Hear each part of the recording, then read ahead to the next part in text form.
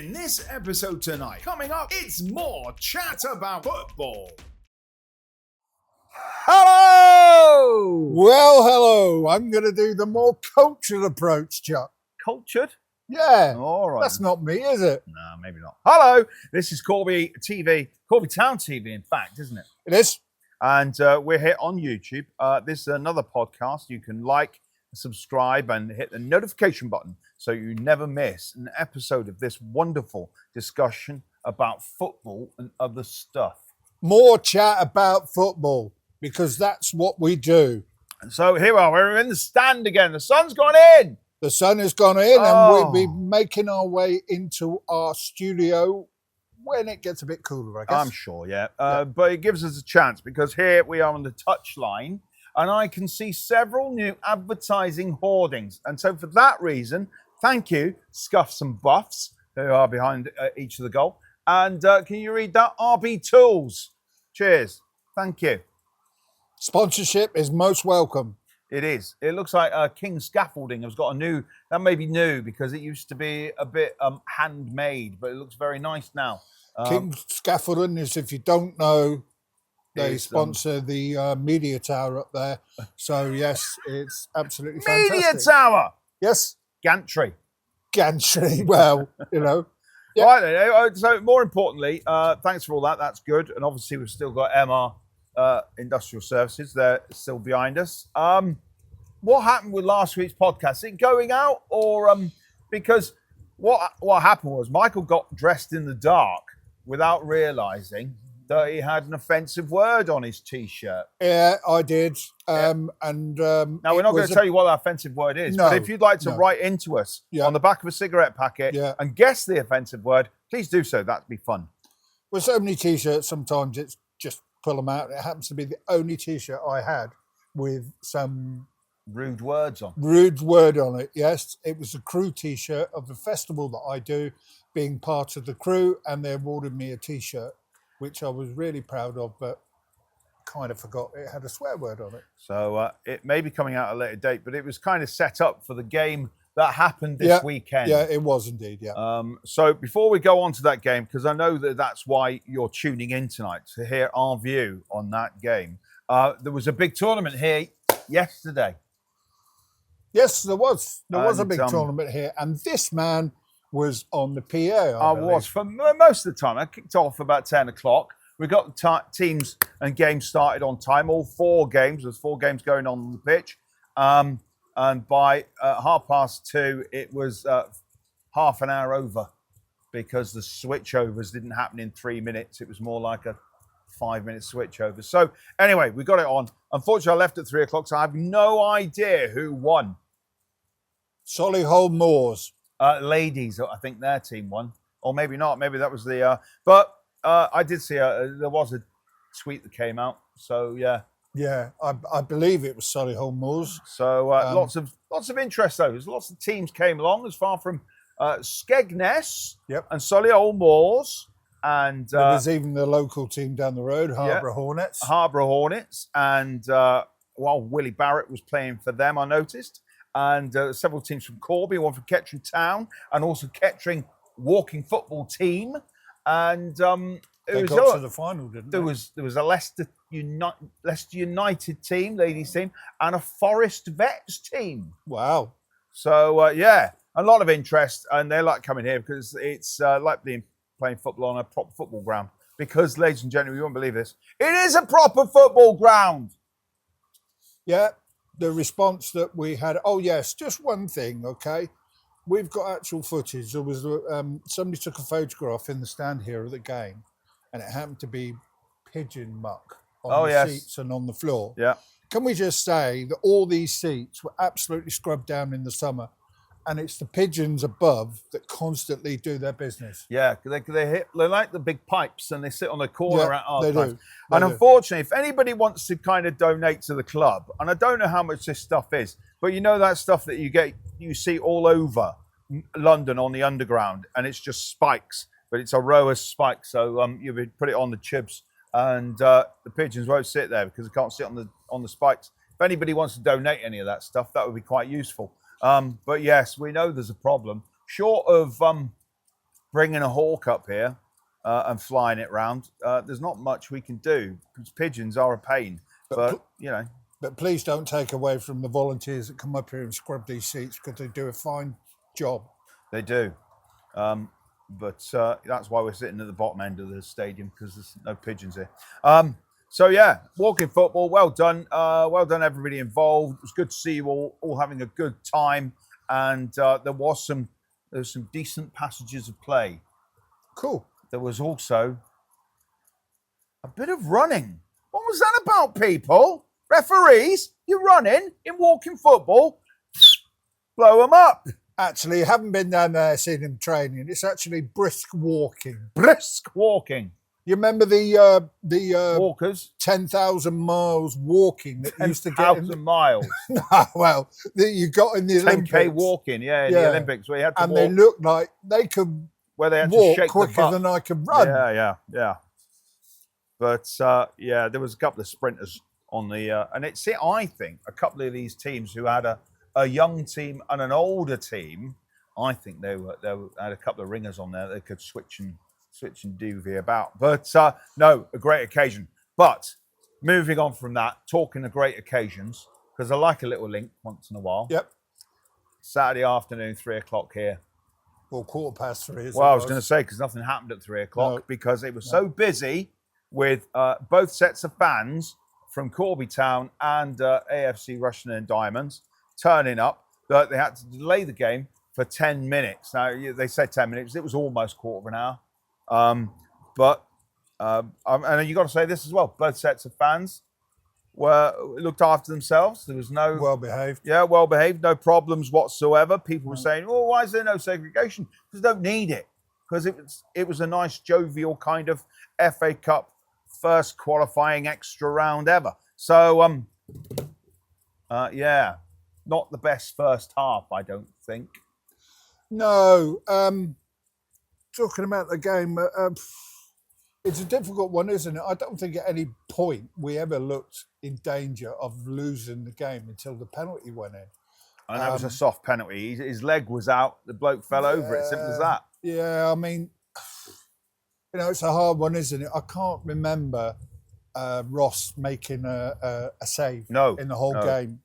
I don't think Diamonds really, they huffed and puffed, but, if you look at the highlights, which are out now, you'll see that Corby had by far and away more chances and that Ben Heath made 4 good saves in the game. So when I was listening to the interviews after the game from the Diamonds side of it, saying that they deserve to win, I can't quite see that myself. But there's one of those golden moments in football right at the end. So just to for those that haven't been to the game or haven't seen the fixture, it kicked off 15 minutes late. Yep. At the end of the first half, he added on another, I don't know, because nobody held it up the board because the referee didn't tell anybody. But it was about 4 minutes after that. Second half, they come out. They scored from the penalty spot in 58 minutes. Yep.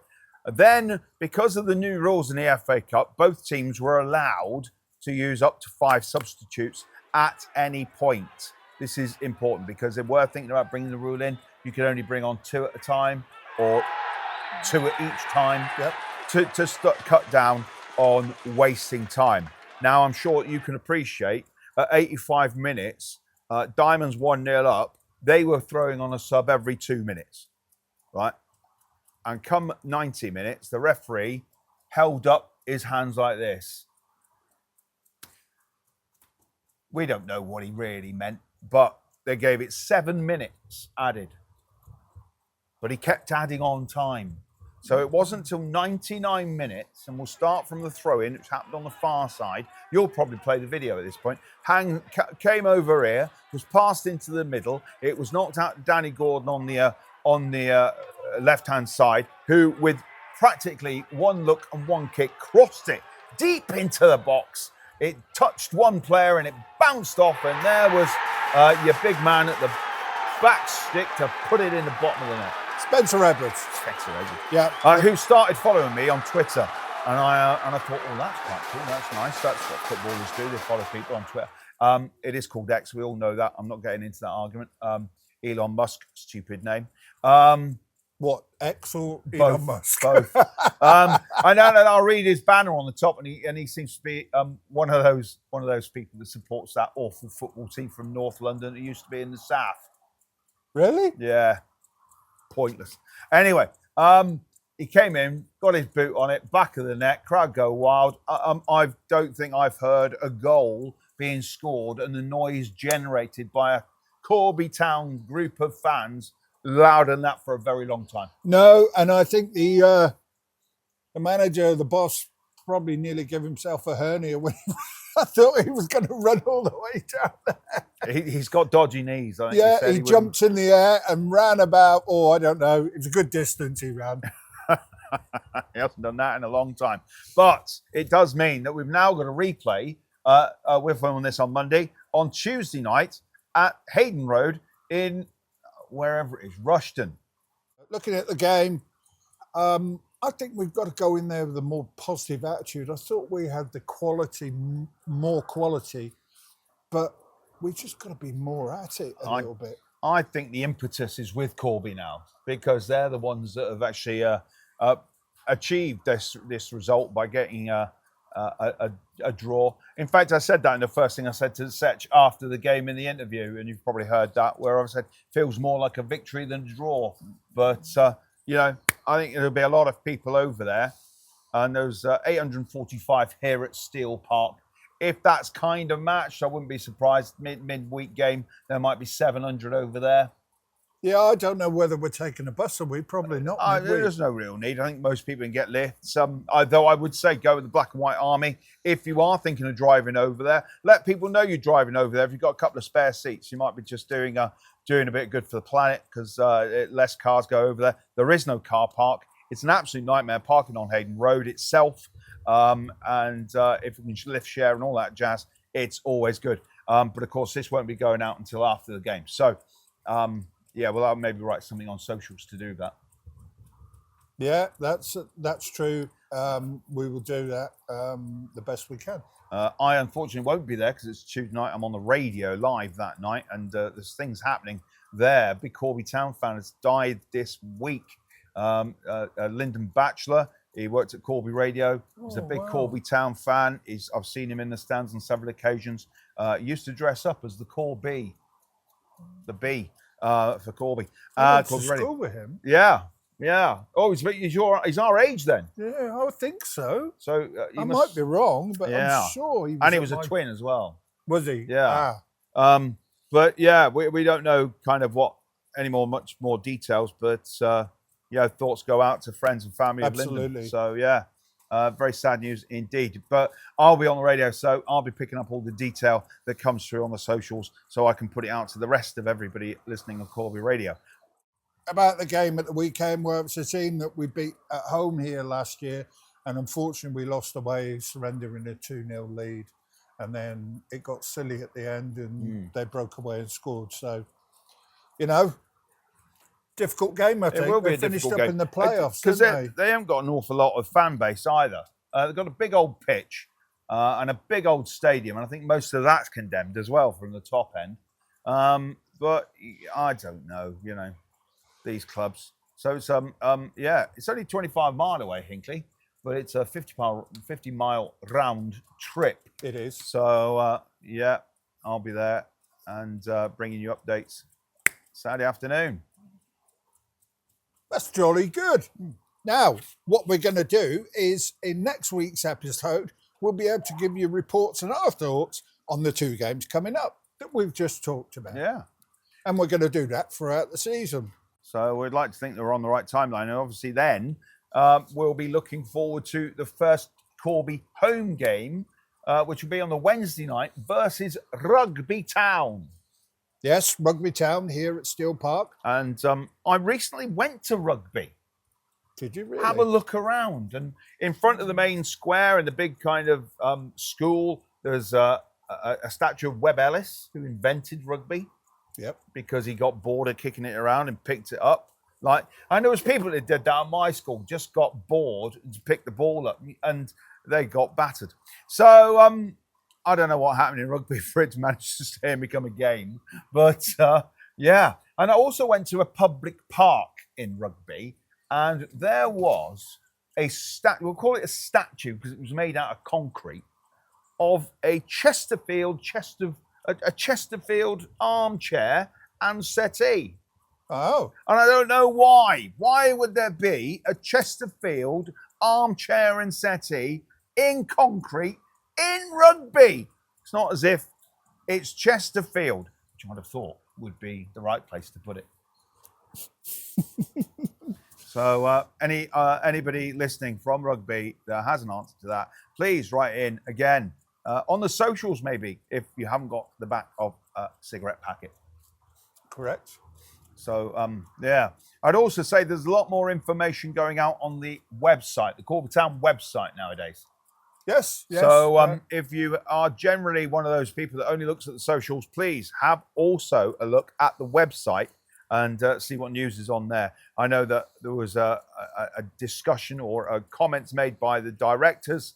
That's been posted today. It's gone out on the website.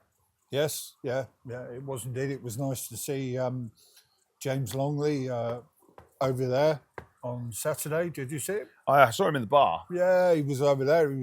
He came in front of me, and then he was standing by Gary and everything. He walked round where the fans were. I think it's great to see. Yeah, keeping an eye on what's going on, and yeah, I think it was great to see so many people in on Saturday. It's nice to see the stadium full again. Did seem a few more, I thought, than the 845. But when you look back at the pictures, that most of the stand wasn't really that busy. There was big gaps in the stand, probably because of the pigeon poo. But yeah, we will rectify that. Don't you worry. If it means that we have to go up there with a scraper, we'll go up there with a scraper. Just one quick one referring to that. Do we know the extent of the injury to Rory, the head injury he got on Saturday? Is it likely to keep him out of the game? I mean, he carried on playing, didn't he? I would have thought that he'll be okay. I don't think he needed stitches. Otherwise, he would have been off. But what with the rules on head injuries, I would think he'll be okay. He'll probably have it bandaged. Because he went out first half and he came back second half with a headband on as opposed to a bandage. So I think, yeah, you got to be protective of these things. But he wouldn't want to open up the cut again. But yeah, I think he's probably a sensible player, and he'll be okay in the long run. Best player on the pitch, I thought. So did Gary. Yeah. So yeah, but it looks like because that's the first kind of attempt or first chance that we've had to watch the team in a full-blown kind of game, and they look as if they know what they're doing. As you say, they had more shots on target, tested the keeper more than the opponents. And we should be thinking it'll be all right going forward. Well, like I said, I'm making no predictions. I'm taking one game at a time. I've made predictions every year and I'm just useless at it. In that case, I think we're going to finish 8th. I'm going to double that. He's going to upset the manager. No, we're not going to finish 8th. But yeah, we'll see how it goes. We'll be all right. I think so. And if we get a result here, that's the start of it. Even if we win, 50% of the games here at home and every game away, we'll be all right. Not like last season. So, I think Gary will push the players. You can see the commitment at the end of the game. The fact that they didn't stop, they didn't give up, they kept going, they kept pushing, and not only that, it's got to go out to the fans as well that they didn't wander off early. They were here to the death. So, yeah, good work by all. And here's a question for you. Do you think our level players should have their names on the shirts? Oh, no, there's an issue here, isn't there? Because, it costs more to get the shirts. But then we've got to stick to squad numbers because they'll be given a full squad number list. Yeah. And therefore, you're probably going to think, well, we need about 24 shirts. Because if a player comes in, starts playing at the beginning of the season, and is off by Christmas, we've wasted a shirt. Yeah, whereas we can use the shirt. So economically, and I think it's probably not a good thing. But, there's nothing wrong with saying to players, because the forms are out there to sponsor a player. If you wanted to sponsor a player and say, well, they get their tracksuit, their tracksuit could have their name on the back because they keep the tracksuit because they've been sponsored for it. But I don't know. Well, I don't know. I don't know what Setch would think of that. I think I don't know. It's a weird one, that. Yeah. Yeah. Because they have their initials on all their training kit, don't they? Or the manager. The managers do. Yeah. Not maybe the players, but you know, would you have your initials on a shirt? ML. Well, I was donated with the year we won the league. I got a red top. It's in there. It's got my initials on it. Yeah. On a football shirt, no, because for the very reasons that you said, you know, See, you I'd could leave. I'd have to have all my initials on there. Where do you? Yeah. Yeah, what are they? CHM. Oh, I just remember it's isn't it? Is it the 6th today? Yeah. No, it's nearly the wonderful day, isn't it? That'll be tomorrow, won't it? No. It's not. 8/8. It's the 5th today, isn't it? Is it? Yeah. Oh yeah. So the wonderful day is on Wednesday, and this will go out one day after the one. Yeah, it's the tomorrow is wonderful day Eve. Yes. We're not saying any more than that. Are you likely to get any more than 3 cards? No, probably not. No. I get one from Mrs. the wife. The missus and the wife.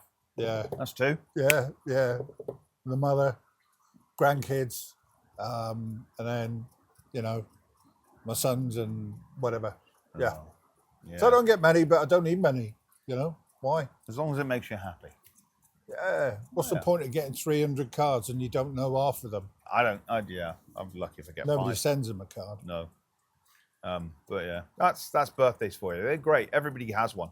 Everybody should enjoy it. Here's a question for you. Talking back, right? That time of year that you don't like. What happens if somebody sends you a card? Oh, what kind of card?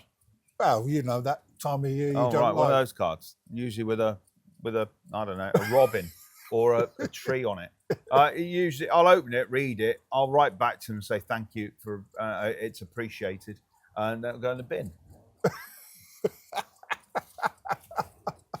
Because it's just pointless, isn't it? It's a pointless exercise. I just don't understand it. Well, I know why it happens, because people read these things and they think, oh, we'll just copy that and give presents out. Whoa. Rubbish, nonsense. It's like, rubbish. Anyway, it's only August. We won't get into that now. But yeah, what else is happening? What's the next game after that? We must be home on the Saturday. Yeah, we don't know yet, do we? No. We'll be away on the Saturday on the 17th. Yeah, the winners of Tuesday night will play Newark and Sherwood. Yeah. And that'll be away. It's away. Whoever wins up tomorrow night will play Newark and Sherwood. And yes, so we'll either be away in Nottinghamshire, and that's a 51-mile trip up to Newark, which is just another anagram. So if you can take the word Newark and using anagram rules, try and make another word. And then if something goes wrong tomorrow, will we have a free weekend? Or do you think Macca, the super secretary, will say, oh, let's bring a game forward, so we're not playing on a Wednesday? That's a difficult one, isn't it? You would think now, as most people will be aware, there are 22 teams in the league, so we've got 4 extra games. So instead of playing 38, we now play 42. Yeah. So you would think that perhaps there's more scope there. Well, maybe, because I haven't looked to see what Grantham are doing, but we have to go away to Grantham on a Tuesday night, which the FA is ridiculous. But yeah, it's a bit of a trek to Grantham. Yeah, I remember when we were in the National League, when Tommy was here, we had to go all the way to Fylde on the Tuesday night. Horrendous. Yeah. Why that is. And I think, did we not go to Marine on a Tuesday night as well? I think we lost 3-2. Shocking. All the way to Marine, which is Liverpool. It is. I'd have to say I'm not a big fan of Grantham, mainly because there's a huge statue in the middle of the town centre of somebody I never particularly liked. She stole my milk, and I think she was a horrible woman. Yeah. If you know who that is, please write to us. on the socials or on the back of a cigarette packet. I don't think anybody smokes out there anymore, do they? I don't know. They shouldn't do because it's a vile habit. But just go and look in the bins for the back of a cigarette packet. Okay, here's a question for you. Another one. Who is the player that was at Corby Town last year? He's pretty much legend, probably, and we're going to be playing him again this season. He was here last season. Yep. Ben Heath. No. All right. No, he scored. I'm talking legend, legend perhaps. Are we talking Greg Mills? Absolutely. Oh. Racing Club Warwick. Is he? Yes. Oh, I like Greg Mills. He's a good lad. Always a good footballer. I hope that he's found a little bit more fitness because that's what he was worried about. So we'll see him at Racing Club Warwick. Yeah, I believe that's, I saw came up, team sheets come up all the time on my Twitter and everything. And it came up Racing Club Warwick and I noticed Greg Mills' name there. Ah, good. Well, there's always players we'll be inviting in or bringing back, or I've heard maybe there's another player that may be here on loan for a while, but I can't say that because I heard via a nefarious thing, so it might not happen. You cannot come on national TV and say international. This goes out on YouTube. There may be something happening, but I can't tell you what it is. You cannot do that. He's been a bit. He's been. What's the word? He's suffered from an injury. All right. And he's coming back, and he just needs a couple of hours on the pitch. Charlie Austin. I see Charlie Austin is signed for Tottenham. Has he? Remember Charlie Austin? Yeah. Premier League player. Yeah. Championship. Oh well. League One, League Two. He's now playing for AFC Tottenham. He's 35 years old. Now, with a player like that, do you think they would have enough in the tank at 35 to play at this level? Well, if you've played at the top of your game and you've looked after yourself, if the likes of Winker, Ronaldo, Okay. he's still playing at 39. He's looked after himself, isn't he? Yeah. He hasn't had any major kind of injuries though, has he? Giggsy went on for a long time. Barry went on for a long time. Yeah.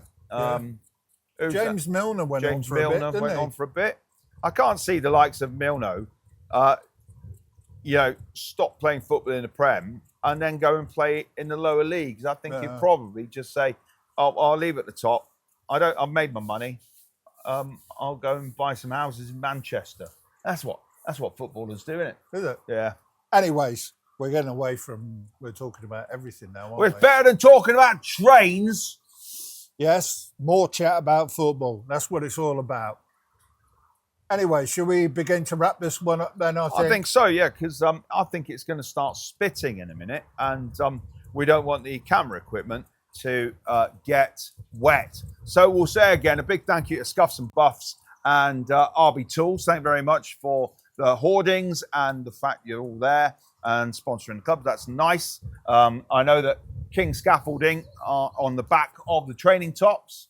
I know that MR Industrial Services are on front, the first team kit, and to all the other sponsors that sponsor the other teams. If only the other teams that come under the banner of Corby Town let us know who their sponsors were. Then we'd shout them out, and then all the sponsors would be happy. So again, contact us either on the socials at Corby Town TV or on the back of a cigarette packet. Just a quick one, and I know we spoke to Colin before at the end of the season, or in between. Have they actually got a sponsor for the youth team yet? I'm unaware. I did see Colin here at the weekend. But yeah, he's got some fixtures. I think it was Tiff that mentioned the fact they've got some dates lined up, but there won't be for a couple of weeks. I think it's probably only 4 weeks away because I don't think they start until the start of the school season, do they? I don't think they start playing until September. No, probably not. So no. We'll bring you up to date with any news we get when we're aware, really.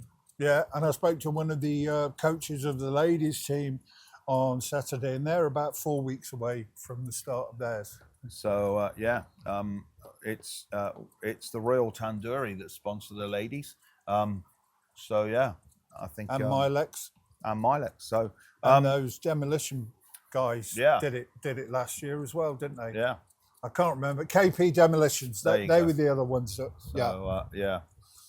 So and obviously the other big names when it comes to advertising that always says to me, you never mention my firm, you never mention my guys. You know, when he's on the gate, that will be Alan from Alpha Tanker Services. Now there's the one for Mr. Allen of Alpha Tanker Services. I had a chat with him on Saturday, and I said to him, you need to give me a high-res copy of your company so we can put it on the videos with all the other sponsors, the main sponsors, if you've noticed the podcast. So, Alan, I need that. And he said that he wants to come on the podcast. Right. He's been saying that for 6 months. I'd have thought when you said to him, can we have a high-res quality advert? Yeah. That went in one ear and entered his brain like this. Blah, blah, blah, blah. You'd be better off talking to Luke, wouldn't you? I don't know. Yeah. He said that, not me. So, hi, Alan. And I'm sure he'll come and have a word with me. He's a good guy, Alan. He'll have a word with me on Saturday, won't he? I was asked a question on Saturday, and we were talking about with the guys that were selling the programs. Forget, I'm not. Paul? Is it Paul? Is it Paul Dave? Barkley? Dave wasn't there, was he? Nope. Okay. And we were talking about when was the last time we had a good run in the FA Cup. Now we were thinking, it was like when we got to the first round. Well, I was doing some research after that. It actually wasn't the last time we had a decent run in the FA Cup.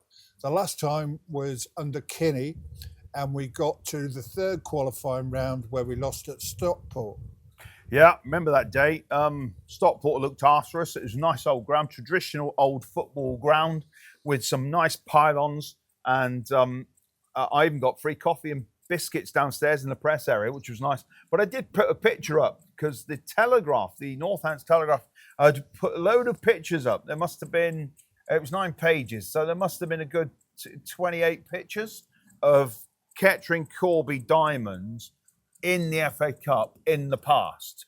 And there was a picture of Robbie Dunyan with a drum, and there was a couple of shots of the fans down at Bristol Rovers. And that's the kind of day we went out. And there were also some fans up here for that Heston game. Heston? Neaton. I don't know. But yeah, one of those games. But that's what we want. We want to be playing someone far away who's in the Football League. That would be nice, wouldn't it? Nice day out. Yeah. Or some middle of the road Football League team like That won't happen until January. Because a proper football team like Tottenham don't come in until January. I think that would be everyone's dream, wouldn't it? Could you imagine that? The mighty Tottenham Hotspur getting drawn at White Hart Lane. I know it's called the Tottenham Hotspur Stadium, but it's White Hart Lane to me. Against Corby Town. Oh, it will be A, on the telly, and B, who would I be supporting? It'd be the most ridiculous scoreline you would think, wouldn't you? I don't know. I mean, that's what's great about the FA Cup. It's what dreams are made of. But yes, I would be. Let's get past tomorrow first. But yeah, that's a long way away to the march to the arch, and we can only wait to see what happens and what lies ahead. Of course, well, we won't go there, but we'll have to wait and see what happens tomorrow. Yep, absolutely. One game at a time. Too many ifs. Yeah, too many ifs, yeah. And quite a few buts as well. Difficult derby game. But well done, fans. And if you are there Tuesday night, enjoy the game. And I hope it goes well. So yeah, full respect to the media team of Diamonds that actually paid you a compliment, saying you were, how welcome you made them and looked after them. I gave them some bits of information as they were going on. They do their research, and I think that's quite good. They had the American Bruce, who talks about soccer, but that was an Australian accent. But yeah, he likes. I sat next to him at Hayden Road last season, so it's nice that somebody, and he would be an immigrant, of course, Bruce, the American. He's an immigrant, getting behind his local team now.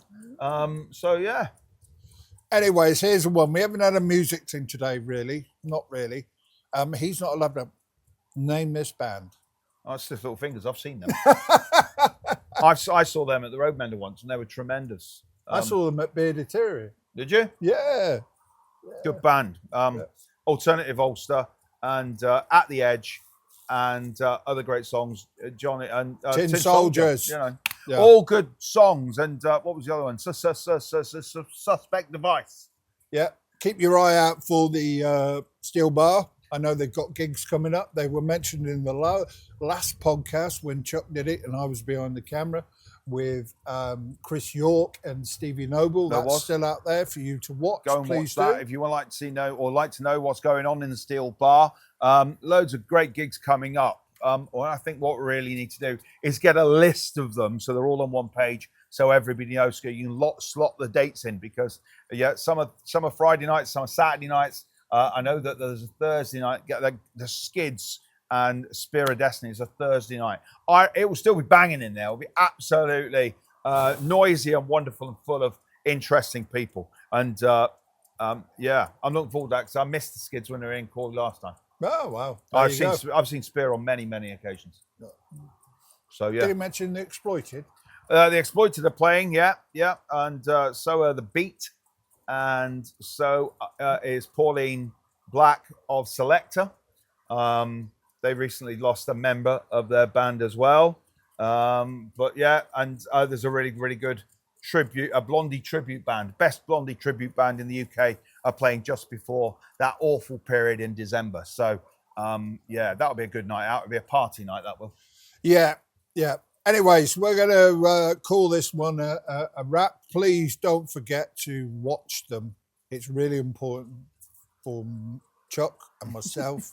Because we're so egotistical, we like to see the numbers right. Yeah, being the number one presenter on this program. I don't see it like that. I think it's shared. But obviously, we're doing this for you, the fans. We're doing this for the club as well. And as we've said last week, this is, which probably hasn't gone out because he was wearing a dodgy T-shirt.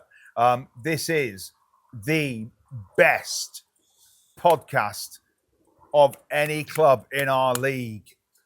And you should win awards. Yes, we also realise it's the only podcast on video. There we go. So, yeah. It's also saying to the other teams in the league, pull your finger out and get a camera. That would be fun. And make it work. Yeah. And go wireless. Yeah. Get some stuff. Well, I'm sure. I mean, because you got Luga Brugger, it's students. Yeah. So they must have some media students that they could call upon. Cracking ground. To maybe put that together, because that would be quite fun. Yeah. And then we might have to step up our game and do things properly rather than all this nonsense that happens when I open my mouth. That's what makes it interesting. What's he going to say next, ladies and gentlemen? Yeah. So with that initial thought and the joy that could be, I will say again, this is Corby Town TV. Hit the like button, the subscribe button, and the notification button. They're all on back here. And we will say good night. My name's been Chuck. This has been Michael. Good night. And we'll see you soon. On the Steelmen. Steelmen.